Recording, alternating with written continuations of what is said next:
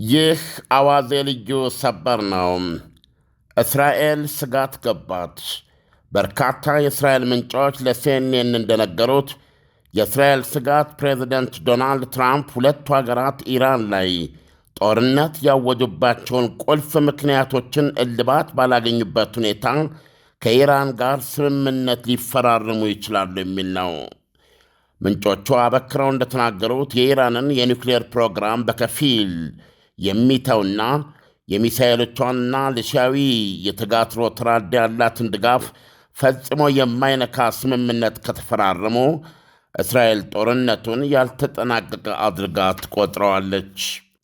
በተለይ አንድ እስራኤላዊ ምንጭ ሲናገሩ ለሲኤንኤን ዋናው ስጋት ትራምፕ ሲውልና ሲያድር እየሰለቻቸው ማንኛውንም ውል ለማድረስ ወይም ለመስማማት ሲሉ መጨረሻ ደቂቃ ላይ በክርክሩ ሊረቱ ይችላሉ ይላሉ። ዶናልድ ትራምፕ ኢራኖች ለአሜሪካ የሰላም ዕቅድ ምላሽ በፓኪስታን በኩል የሰደዱትንና ቆሻሻ ጠራጊ ሲሉ ያጠያየፉትን የኢራንን ምላሽ ተቀባይነት የሌለው ብለው ውድቅ ካደረጉ በኋላም ኢራኖች ትራምፕ ይደክመዋል ወይም ይሰለቸዋል ወይም ጫና ይበዛበታል ብላችሁ ከሆነ እንግዲያውስ ደደቦች ናችሁ ማለታቸው አይዘነጋም። የአሜሪካ ባለሥልጣኖች የኢራንን በከፍተኛ ደረጃ የበለጸገ ዩራኒየም ጉዳይ ከቶም አንተውም በማለት እስራኤልን ሊያረጋጓት ቢሞክሩም የሚሳኤሎቹና የተጋትሮ ተራዳው ጉዳይ ፈጽሞ አጀንዳ ለመሆኑ ግን ለእስራኤል በጣም ትልቅ ጉዳይ ነው ይላሉ ምንጮቹ። ኢራን በ6 ሳምንታቱ የአየር ለአየር ፍልሚያ እስራኤልና የሰላጤው ሀገራትን በ1000 ሚሳኤሎች ወግራለች፣ የሰው አልባ ወጀቦች ሳይቆጠሩም። ባለሥልጣኖቹ እንደሚፈሩት ቁልፍ የሆኑ የኢራንን ወታደራዊ አቅሞች ጉዳይ ሳይፈታም የኢኮኖሚ ጫናዋን ከላዩ ላይ ማንሳት አገዛዙን የሚያረጋጋና በገንዘብ የሚያጥለቀልቀው ይሆናል። ይህ የእስራኤል ባለሥልጣኖች ያደረባቸው ስጋት ጦርነቱ ዓላማው አድርጎ የተነሳባቸውን ግቦች ሳያሳካም ዝም ብሎ ይቆማል ብለው በሚፈሩት ጠቅላይ ሚኒስትር ቤንያሚን ኔታንያሁና ጦርነቱን እንደገና ለመጀመር በሚያንገራግሩት ዶናልድ ትራምፕ መካከል ያለውን ክፍተት ያሳያል። በጦርነቱ መባቻ ላይ አሜሪካ ተልኳ የኢራንን የኒውክሌር ፕሮግራም ሙሉ በሙሉ ማጠፍ ወይም ማስወገድ፣ ሚሳኤሎቿን ማውደምና ለሺያዊ ተራዳ ኃይሎች ከኢራን የሚደረገው ድጋፍ እንዲቋረጥ ማድረግ ዋናው ዓላማ መሆኑን ዶናልድ ትራምፕ ይናገሩ ነበረ። አሁን 10ኛው ሳምንት ላይ ግን የድርድሩ ዋና ትኩረቶች በከፍተኛ ደረጃ የበለጸገውን ዩራኒየም ማስወገድና የሆርሙዝ ሰርጥን ማስከፈት ላይ ሆነዋል። ኔታንያሁ የካቲት ወር ላይ ኢየሩሳሌም ውስጥ ከጦርነቱ በፊት ባደረጉን ንግግር 5 ቅድመ ሁኔታዎች አስቀምጠው ነበረ። በቪዲዮ ባደረጉት መልእክታቸው በወቅቱም ሲናገሩም የበለጸገው ዩራኒየምን ከእጇ ማውጣትና የቦሊስቲክ ሚሳይሏን ነገር አደብ ማስገዛት፣ እንደዚሁም ክልላዊ የተራዳ ወኪሎቿን ማፈራረስና ጠንካራ የኒውክሌር ምርመራ በመላ ግዛቷ ማካሄድ ነው ብለው ነበረ። ስራውን በተግባር በማሳየት እያስመሰከረ የሚገኘው ድርጅታችን ሊዲያ ፕሮፐርቲ በመሃል አዲስ አበባ የአፍሪካ ህብረት መቀመጫ በሆነችው ቡልጋሪያ ላይ በ20% ልዩ ቅናሽ አፓርትመንቶችን እንሆ ይላቸዋል። ከባለ 1 መኝታ እስከ ባለ 3 መኝታ በተለያዩ የካሬ አማራጭ ከ5 ሚሊዮን ብር ጠቅላላ ክፍያ ጀምሮ የቤት ባለቤት መሆን የሚችሉበትን እድል ይዞላችሁ መጥቷል። ዳንኤል፣ በዚህ ዜና ውስጥ የምናየው እንግዲህ ይሄ ጦርነት አድማጮቻችንም በዚህ ላይ መሰረታዊ ግንዛቤ መያዝ አለባቸው። ይሄ ጦርነት ለኢራን አገዛዝ ኤግዚስተንሺያል የምንለው ነው፣ የህልውና ጦርነት ነው። የኢራን አገዛዝ እንደ አገዛዝ ከመጥፋት ከመክሰም የሚያደርገው የሞት ሽረት ፍልሚያ ነው። ዶናልድ ትራምፕ ደግሞ ወይም ደግሞ ለአሜሪካ የጦርነት ዩዋሊደር እንጂ ከመካከለኛው ምስራቅ ከእስራኤልም ባለፈ ለደቡብ አውሮፓና ብሎም ለራሷ ለአሜሪካ ስጋት ሊሆን ይችላል ብላ የምታስበውን የኒውክሊየር መሳሪያ ማስወገድ ነው። ይህንን የኢራንን የኒውክሊየር ፕሮግራም መቶ በመቶ ማሰረዝ እና በዚህ መካከል እንግዲህ አይነተኛው ነገር በከፍተኛ ደረጃ የበለጸገውን ይህን 440 ኪሎ ግራም 60 በመቶ የበለጸገ ዩራኒየም ከኢራን እጅ ማውጣትና ራሷ አሜሪካ ወስዳ እንደምታደርግ ማድረግ ነው። እንደዚሁም የጦርነቱ መጀመሪያ ላይ በዜናውም ላይ እንደሰማኸው የኢራን የሚሳኤል ካፓቢሊቲ ሚሳኤሎቿ የሚመቱበት ርቀት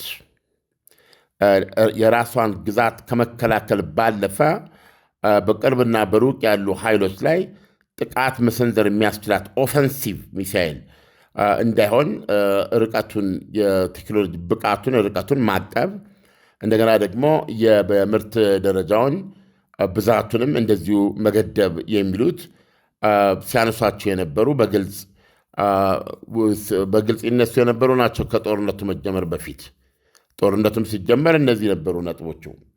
ሌላው የኢራን ሺአዊ የተጋትሮ ተራዳ የሚባለው ይሄ በሌላ ያው እንደምናውቀው ሂዝቦላ ሀውቲዎችና ኢራቅ ውስጥ ያሉ ሚሊሻዎች አሉ። እንደዚሁም ሐማስ እንደዚህ ናቸው። በእርግጥ ሐማስ ሺያ አይደለም፣ ሱኒ ነው። ነገር ግን ከማንም የአረብ ሀገር ይልቅ ከኢራን ጋር እጅና ጓንት ሆኖ የሚሰራ በመሆኑ ነው። ስለዚህ አሁን አሜሪካ እነዚህ እንዲወገዱ ትፈልጋለች። በዋነኛነት የኒውክሌሩ ቅድም ባልኩ ምክንያት፣ እንደዚህም ደግሞ ሚሳይሎቹ ዩዋሊደር እንጂ ደቡብ አውሮፓ አሜሪካንንም ነገና ወዲያ ሊያስጋ ይችላል የሚል ነው። ስለዚህ ለአሜሪካ የህልውና ጦርነት አለ። ለእስራኤል ደግሞ ስትመለከተው የህልውና ጦርነት እስራኤል ይህ የኒውክሌር ፕሮግራሙ መወገድ፣ መታጠፍ እንደገና የበለጸገው ዩራኒየም እስከ 11 ኒውክሌር ቦምብ አቶሚክ ቦምብ ሊያሰራ የሚችል አንድ ሂደት ብቻ የቀረው ዊፖንስ ግሬድ ለመሆን አንድ ደረጃ ብቻ የቀረው የእሱ ከኢራን እጅ መውጣት ትልቅ እፎይታ የሚሰጣት ነው በኒውክሌሩ ደረጃ። ነገር ግን ሚሳኤሉ የኢራን ሚሳኤልና የማምረት አቅሟ በቀጥታ ከህልውናዋ ጋር ይገናኛሉ። አሁን እንደሰማኸው በዚህ ጦርነት 1000 ሚሳኤሎች ነው የተኮሰችው ማነው እስራኤልና የሰላጤው ሀገሮች ላይ። አሁንም ቀላል ቁጥር የሌለው የሚሳኤል ክምችት ተርፏታል እስከ መተኮሻው ማለት ነው። ይሄ ደግሞ የተጋትሮ ተራዳ የሚባለው ለእስራኤል በነገራችን ላይ በአሁኑ ሰዓትም ጭምር በሊባኖሱ ሄዝቦላ እና በእስራኤል መካከል ከፍተኛ ውጊያ ነው የሚካሄደው። ከፍተኛ ሁለቱም እንግዲህ በጦርነቱ የተቀዳጁትን ዓላማቸውን የተቀዳጁትን ድል ይገልጻሉ። በእስራኤል በኩልም እንደዚህ ያለ፣ በሄዝቦላም ግን ዞሮ ሄዝቦላ አሁንም ድረስ ቁጥራቸው ቀላል ያልሆነ 5፣ 6፣ 7፣ 8 ይህንን ቁጥር ማመሳከር ይቻላል የእስራኤል ወታደሮችን ገድሏል። በዚህ በሊባኖስ በሚደረገው ጦርነት እንግዲህ ሁላችንም እንደምናውቀው ሄዝቦላ በባለፈው በአብዛኛው ተመቶ አከርካሪዎች ሰብሮ ክምችቶቹ ዳሽቀው ያበቃለት ኃይል ነው እስከ ማለት ተደርሶ የነበር ነው። አሁን ግን ምንም እንኳ የቁጥሮቹ እንደ ሄዝቦላ የሚከፍለው መስዋዕትነት በሰውም ሆነ በትጥቁ ቁጥሩ ፈጽሞ የማይመጣጠን ቢሆንም ነገር ግን ዋናው ነገር ሬዚስት ማድረጉ ነው። የተጋትሮ ተራዳ የሚለው ቃል ተጋትሮ ማለት ሬዚስታንስ ለማለት ነው። እነዚህ ኃይሎች የሄዝቦላ ኃይል ሁል ጊዜ እስራኤልን በጦርነት ኢንጌጅ ማድረግ ነው፣ ፍራስትሬት ማድረግ ነው፣ ማስተኮስ ነው። እና አንጻራዊ ሰላም ማሳጣት ነው። ለምሳሌ ከዚህ ጦርነት ፍጻሜ በኋላ እስራኤል አሁን ይሄኛው ዘመቻ ከመጀመሩ በፊት ወይም ደግሞ አያቶላ አሊ ካሚኒ መገደላቸውን ተከትሎ ነው ኢራን መንፈሳዊ መሪ መገደላቸውን በገለጸች ማግስት ነው የእሳቸውን ደም ለመበቀል በሚል ሄዝቦላ ውጊያውን የከፈተው። ደቡብ ሊባኖስ ከሞላ ጎደል እየወደመ ነው እና በርካታ መንደሮች ዜሮ በሚባል ደረጃ እየተመደመዱ ነው። የሟቾቹ ቁጥር የሄዝቦላ ታጣቂዎችን ጨምሮ በጣም እርግጠኛ ነኝ ከ2500 በላይ እያሻቀበ ነው ያለው። ስለዚህ ሊባኖስ እንደ ሀገር ምናልባት ከኢራን ቀጥላ ከፍተኛዋ መስዋዕትነት እየከፈለች የምትገኝ ሀገር ናት። ይሁንና የሊባኖስ መንግስት ይህንንም ባይፈልግ ከተኩስ አቁም ከእስራኤል ጋር ቢያደርግም ሄዝቦላ ይዋጋል። ስለዚህ ሄዝቦላ ታማኝነቱ ለቴሄራን ነው። ስለዚህ ሄዝቦላ የሺያ ተራዳ ነው። ስለዚህ እስራኤልን ያላቋረጠ ውጊያ ውስጥ የሚያደርግ ነው እና እንደዚሁም ደግሞ ሀብቴዎች አሁን ለጊዜው እጃቸውን ሰብስበው ተቀምጠዋል። ነገር ግን ኢራን የከፋ ነገር ከመጣ በዚህ ኤልሜንዴ በምንለው በዚህ በቀይ ባህር በኤደን ሰላጤ በኩል ደግሞ ሁለተኛ ግንባር የመርከቦችን እንቅስቃሴ የማስቆም የመግታት ዘመቻ እጀምራለሁ ብላ እንደ ኃይል ያስቀመጠችው ኃይል ነው። እነዚህ ኃይሎች በእስራኤል ላይ በርካታ ሚሳይሎች የተኮሰ ነው የጋዛውን ጦርነት አቆሚ በሚልና ከዛም በኋላ ስለዚህ የተጋትሮ ተራዳ ኃይሉ ለእስራኤል የህልውና ስጋት ናቸው። የኢራን ሚሳይል ለእስራኤል የህልውና ስጋት ነው። ሚሳይሎቹ ለእስራኤል የህልውና ስጋት ናቸው። ስለዚህ አሁን ጦርነቱን አሜሪካና ኢራን ሲጀምሩ፣ አሜሪካና እስራኤል ሲጀምሩ ግባቸው ተመሳሳይ እንደሆነ ሰምተን ነው። ዶናልድ ትራምፕ እነዚህ ሶስቱን ነገሮች እልባት እንደሚያሰጡ ነው የጀመሩት። በቢሊዮን ወደ ግማሽ ወደ ሩብ ትሪሊዮን የደረሰ ውድመት ኢራን ላይ ቢደርስም ብዙ ፋብሪካዎች፣ ብዙ ተቋማት፣ ብዙ የስትጥቅ ቢወድሞ ነገር ግን ኢራን የምትተኩሰውን አላጣችም። በዛው መጠን ደግሞ እስራኤልንም የሰላጤውን ሀገሮችም በመበቀሏን አላቆመችም። ስለዚህ አሁን ዶናልድ ትራምፕ ይህን ጦርነት የኒውክሌሩን ስምምነት ብቻ በማድረግ ይህንን የበለጸገ ዩራኒየም ከእጇ በማስወጣት ብቻ ጦርነቱን በዚህ ስምምነት ሊያቆሙት ይችላሉ የሚል ነው የእስራኤል ስጋት። ምክንያቱም ዶናልድ ትራምፕ እንዲያደርጉ የሚገደዱበት ሁኔታ አለ። ያም ሁኔታ ምንድን ነው? አሁን አሜሪካውያን የኑሮ ውድነቱ እንደ ወትሮ በአብዛኛው ሕዝብ ዘንድ እንደ ወትሮ የነበረን ሕይወት ለመቀጠል አቻልም፣ የመግዛት ኃይላችን በከፍተኛ ደረጃ ተዳክመዋል እያሉ ከፍተኛ አቤቱታ የሚያስሙበትና የነዳጅ ዘይት ዋጋ እየጨመረ መምጣት ፕሮባብሊ የአንድ ጋሎን ዋጋ $5 የሚደርስበት ሲናሪዮ በሆርሙዝ ሰርጥ መዘጋት የተነሳ ተጨባጭ ሊሆን የሚችል ስጋት ነው። ስለዚህ አሁን ለዶናልድ ትራምፕ ከጦርነቱ መጀመር በፊት ራስ መታት ያልነበረ ይሆናል ብለው ያላሰቡትና ምናልባትም ያልተዘጋጁበት አሁን የዓለማችን 20% የነዳጅና የጋዝ መተላለፊያ ሆርሙዝ ሰርጥ በኢራን ተይዟል። ስለዚህ አሁን የድርድራቸው ዋነኛ ነጥብ ምን ሆነ? የኢራንን የኒውክሌር ፕሮግራም ሙሉ በሙሉ ማጠፍና የበለጸገውን ዩራኒየም ከእጇ ማውጣት እና የሆርሙዝ ሰርጥን ማስለም እንደነበረ ወደ ነበረበት ከጦርነቱ በፊት ወደ ነበረበት መመለስ ሆነ። አሁን ኢራን ኢቨንቹዋሊ ዶናልድ ትራምፕ በመሰልቸትም ብሎ በምንም ወይም ደግሞ ሀገራቸው ውስጥ ያለውን ጫና ግምት በማስገባት ይሄንን ውል ተፈራርመው ጦርነቱን ቢያቆሙ ኢራን ለዚህ ስምምነት ማዕቀቡ ይነሳላታል። ለዚህ ስምምነት እስካሁን በማዕቀቡ የተያዘባት ከ100 እስከ $120 ቢሊዮን ነው ያላት።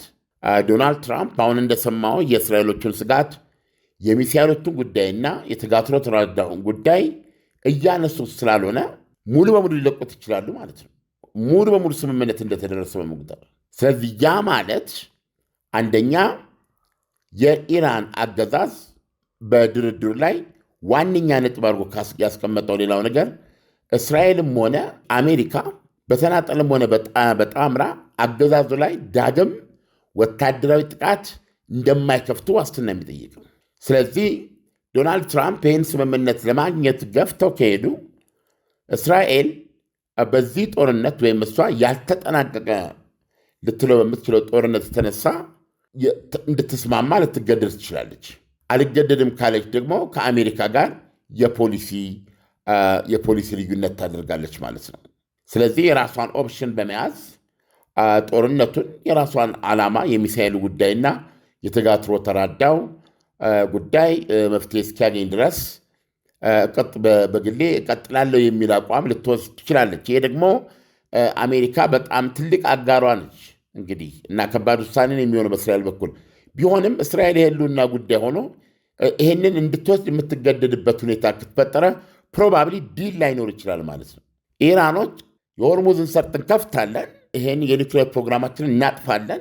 ዶናልድ ትራምፕ የኒውክሌር አመድ ያሉትንም ይህን 440 ኪሎግራም 60 በመቶ የበለጸገ ዩራኒየም እንሰጣለን ለአሜሪካ።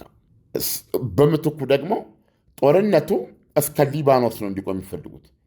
እስራኤል ሊባኖስ ላይ የምታደርገውን ድብደባ ማለት በሄዝቦላ ላይ የምታደርገውን ጥቃት እንዲቆም ይፈልጋሉ።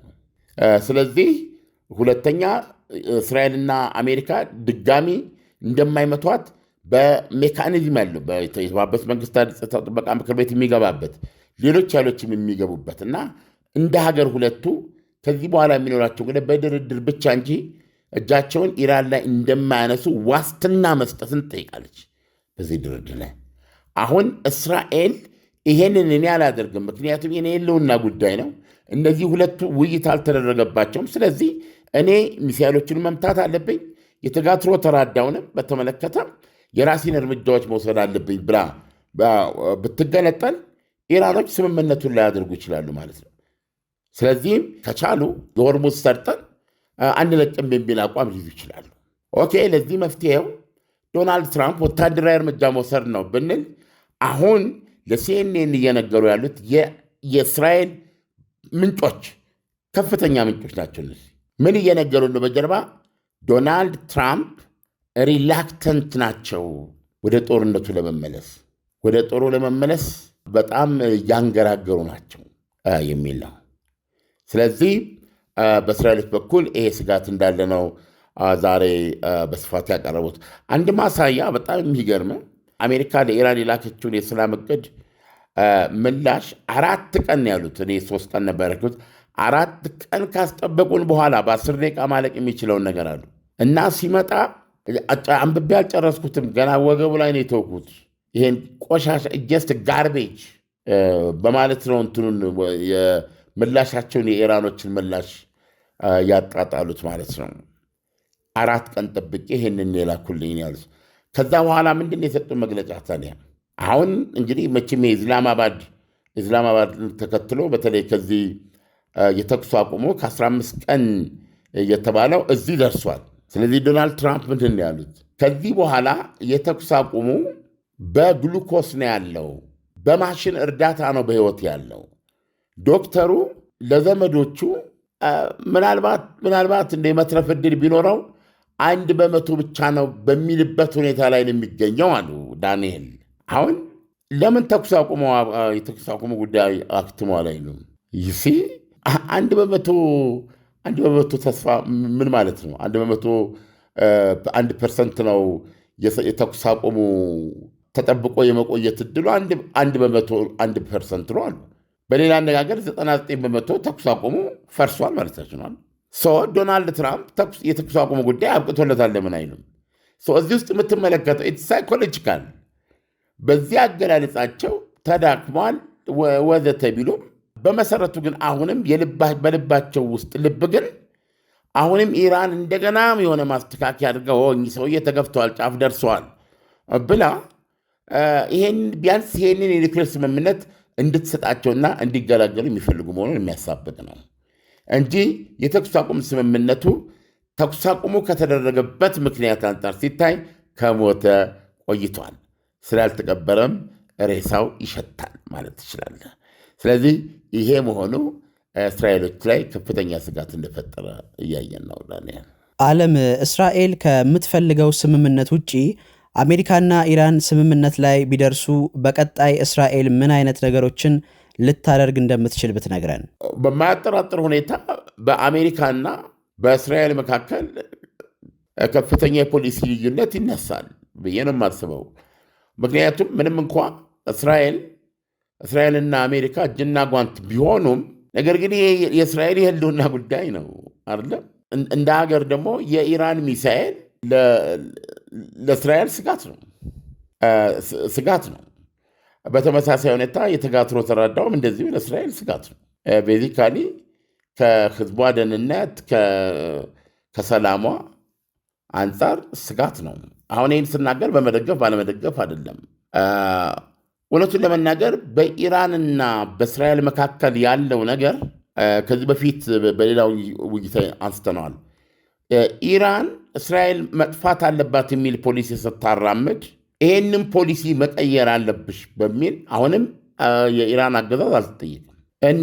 እንደ ስርዓት፣ እንደ አይዲዮሎጂ፣ እንደ አስተሳሰብ በኢራን ዙሪያ ኃይል ማስታጠቅና ቀደም እንዳልኩ እስራኤልን ያላቋረጠ ውጊያ ውስጥ የሚያቆዩ ኃይሎች ማለት ነው። እንደዚህ አይነት ኃይሎችን ፈጥሮ ርዕዮተ ዓለማቸው እስራኤልን ምንድነው ፍራስትሬት ማድረግ፣ ባላቋረጠ ውጊያ ፍራስትሬት ማድረግ። የሄዝቦላው መሪ ናስራላ እስራኤል የሸረሪት ድር ናት ብለው የተናገሩበት ሁኔታ ሊባኖስን ይዛ በነበረበት ጊዜ እስራኤል በተመሳሳይ ሁኔታ በዚሁ ግጭት እንዳሁኑ እየገባች በምታደርገው ውጊያ መጨረሻ ላይ እንድትወጣ ያደረግናት እኛንን ብሎ ነው የሚያስበው ሄዝቦላ። ያስወጣናትም ኃያልና ግዙፍ ታላቅ ኃይል ቢሆንም የእስራኤል ጦር የእኛ ግን ያላቋረጠ ትግትግ፣ ያላቋረጠ ተጋትሮ፣ ይሄ እንግዲህ መስዋዕትነትን በብዛት የመቀበል አቅም ይጠይቃል እና ሁለተኛ ነገር ደግሞ እንዲህ አይነት ግዙፍ ኃይል የማይመች ጠላት መሆን ማለት ነው። ምን ጊዜም አንድ ሄዝቦላ ለመግደል ምናልባት 2-3 ሰላማዊ ሰው መግደል ይኖርብሃል። እንደዚህ ቦታ መርጦ ግንባር ፈጥሮ የሚወጋ ኃይል አይደለም። ስለዚህ በዚህ መንገድ እኛንን ያስወጣናት ብሎ ስላመነ ባላቋረጠ ትግትግ ፍራስትሬት በማድረግ ይህንን ኃይል መበታተን ይቻላል ወይም እስራኤልን እንዳገር መበተን ይቻላል ብሎ ያምናል ሄዝቦላ። ለዚህ ነው እስራኤልን የሸረሪት ድር ናት ሲል ነው የገለጸው። እንግዲህ መቼም የሸረሪት ድር ምን ማለት እንደሆነ አስብ። ብትክትክ ልትል የምትችል ናት የሚል ነው። በዚህ እሳቤ ያላቋረጠ የገንዘብና የጦር መሳሪያ ድጋፍ ከኢራን በማግኘት የኢራን ርዕዮተ ዓለም ሃይማኖታዊ ርዕዮተ ዓለምን የሚገዛቸው። ስለዚህ ዳይሬክትሊ ለእስራኤል የህልውና ስጋት ናቸው። ስለዚህ አሁን ዶናልድ ትራምፕ የኒውክሌርን ጉዳይ ጨራርሰው ሆርሙዝ ሰርጥን አስከፍተው ወደ ነበረበት አስመልሰው ሊበቃቸው ይችላል። ለእስራኤል ግን እነዚህ የህልውና ስጋቶች አሉ። ስለዚህ ምንድነው ሊሆን የሚችለው? ብዙ ጊዜ ከልምድ እንዳየነው እስራኤል የግድ ከአሜሪካ መለየት ይኖርባታል ማለት ነው። ስለዚህ የእስራኤል የብቻዋ የህልውና ውጊያ ይሆናል ማለት ነው። ውጤቱ ምንም ይሁን እንግዲህ ይሄ ለጊዜና ለታሪክ የሚተው ነው። ነገር ግን እስራኤል ከመዋጋት ውጭ ከዚህ በፊት በልምድ እንዳየነው ሌላ አማራጭ አይኖራትም እና ጉዳዩ ይሄ ነው። ስለዚህ አሁን ምንድነው የሚነሳው ጥያቄ? እስራኤል ከአሜሪካ መለየት ግዷ ሊሆን ይችላል። ምክንያቱም የራሷ የደህንነት ጉዳይ ስለሆነ። የእስራኤል ደግሞ ከአሜሪካ መለየትን ይህን ስምምነት አንፈርምም ሊሉ ይችላሉ ኢራኖች። ምክንያቱም ጦርነቱን ሊባኖስ ማቆም አለበት፣ በእስራኤልና በአሜሪካ የሚደረገው ጦርነት ይቁምልኝ ነው የሚሉት።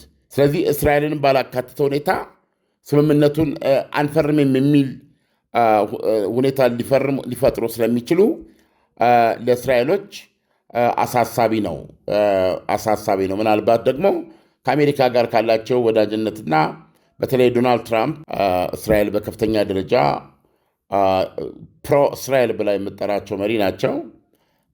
ስለዚህ ምናልባት እነዚህ ውርደቶች ባሉበት ሁኔታም ስለ አሜሪካ አጋርነቷና ስለ አሜሪካ ስትልም ለጊዜው የምትልበት ሁኔታ ሊኖር ይችላል። ኤንዌይ ግን ጉዳዩ ምን ያህል እስራኤልን እያሳሰባት መሆኑን ማየት እንችላለን። ከዚህ አንጻር ዓለም እስራኤል የአሜሪካና የኢራን ስምምነት የእስራኤልን ፍላጎት ካለማሟላቱ አንጻር ጦርነቱን የምትቀጥል ከሆነ ከዛ በኋላ ጦርነቱ በኢራንና በእስራኤል ብቻ የሚደረግ ይሆናል ማለት ነው ወይ? ኦፍኮርስ ሊሆን የሚችለው አንዱ ስጋት እስራኤል ጦርነቱንም ለመቀጠል ለምሳሌ ኢራኖች የሆርሙዝ ሰርጥን መከፈትና የኒውክሌር ፕሮግራማቸው ሙሉ በሙሉ ማጠፍን ኢቭን ይህንን የበለጸገ ዩራኒየም አሳልፎ መስጠትን ያጣመረው ውል ለዶናልድ ትራምፕ አቅርበው ይሄ ውል ግን ተግባራዊ እንዲሆን አንዱና የመጀመሪያው ጦርነቱ እንዲቆም ነው። ጦርነቱ መቆም አለበት።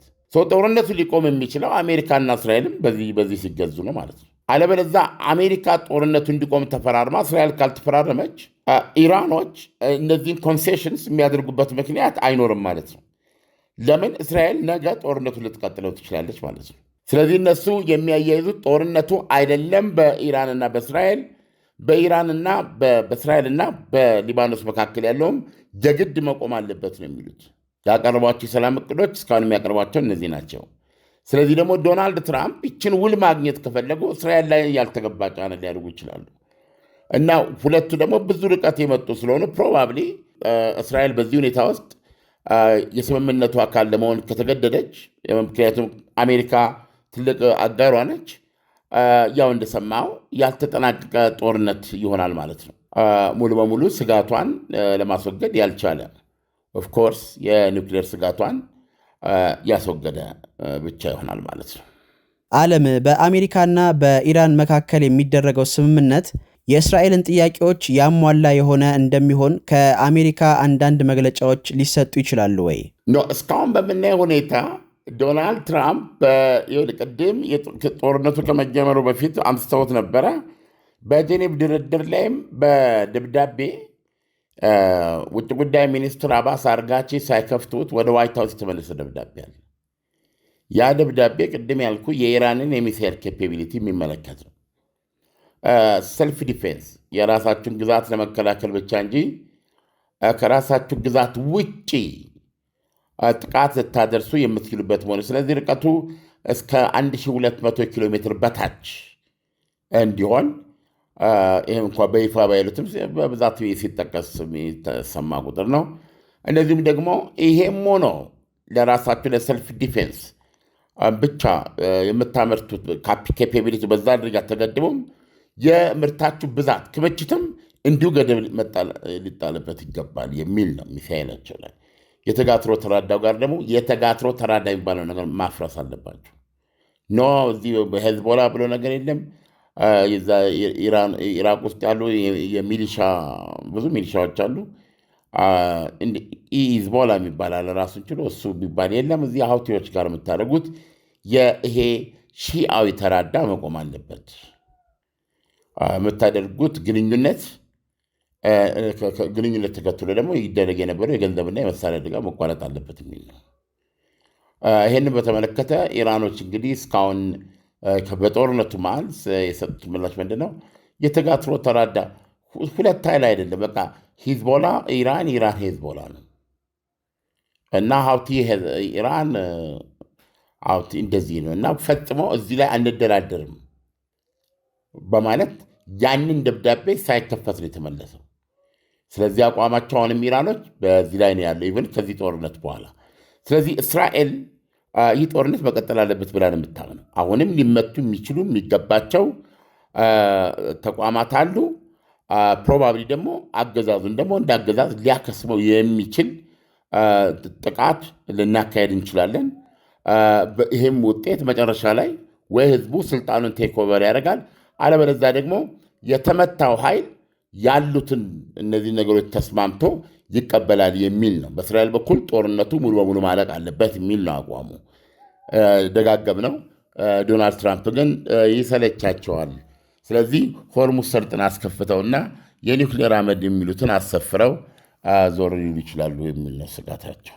ዓለም ለሰጠህን ትንታኔ በጣም አመሰግናለሁ። መልካም አዳር ይሁንልህ። መልካም አዳር ዳኒ። ስራውን በተግባር በማሳየት እያስመሰከረ የሚገኘው ድርጅታችን ሊዲያ ፕሮፐርቲ በመሃል አዲስ አበባ የአፍሪካ ህብረት መቀመጫ በሆነችው ቡልጋሪያ ላይ በ20% ልዩ ቅናሽ አፓርትመንቶችን እንሆ ይላቸዋል። ከባለ 1 መኝታ እስከ ባለ 3 መኝታ በተለያዩ የካሬ አማራጭ ከ5 ሚሊዮን ብር ጠቅላላ ክፍያ ጀምሮ የቤት ባለቤት መሆን የሚችሉበትን እድል ይዞላችሁ መጥቷል።